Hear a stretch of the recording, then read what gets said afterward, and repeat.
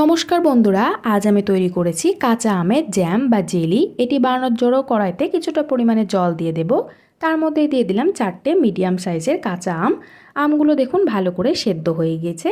এইবারে গ্যাসের ফ্লেমটা অফ করে দিয়ে আমগুলো জল ঝরিয়ে নিতে হবে। জল ঝরিয়ে নিয়ে সেই জলটাও ফেলবেন না, জেলি তৈরি করতে সেইটাও কাজে লাগবে। কিছুক্ষণ আমি এটা ঠান্ডা করে নিয়েছি।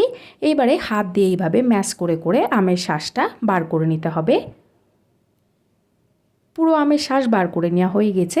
এবারে আমি এই মিশ্রণটা কড়াইতে দিয়ে দেব। গ্যাসের ফ্লেমটা লো ফ্লেমে রেখে দিয়েই প্রায় 2 মিনিট মতো আমের শাঁসটা ভালো করে নাড়াচাড়া করে নিতে হবে। এইবারে এর মধ্যে দিয়ে দেব পরিমাণ মতো চিনি। আপনারা অবশ্যই চিনিটা নিজেদের আন্দাজ মতনই ব্যবহার করবেন। সামান্য পরিমাণে লবণ দিয়ে দেব, এটা আপনারা চাইলে নাও দিতে পারবেন।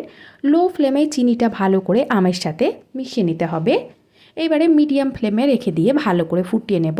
দেখুন অনেকটা ঘন হয়ে এসেছে। আমি এইভাবে প্লেটের মধ্যে দিয়ে দেখে নেব জেলিটা তৈরি হয়েছে কিনা। দেখুন জেলিটা একদম তৈরি হয়ে গেছে, গড়িয়ে আসছে না। এইবারে আমি এখানে দিয়ে দেব 2 থেকে 3 ফোঁটা মতো ফুড কালার। যেহেতু আমি এখানে কাঁচা আমের জেলি বানাচ্ছি তার জন্য গ্রিন ফুড কালার ব্যবহার করেছি, আপনারা চাইলে এটা নাও ব্যবহার করতে পারবেন।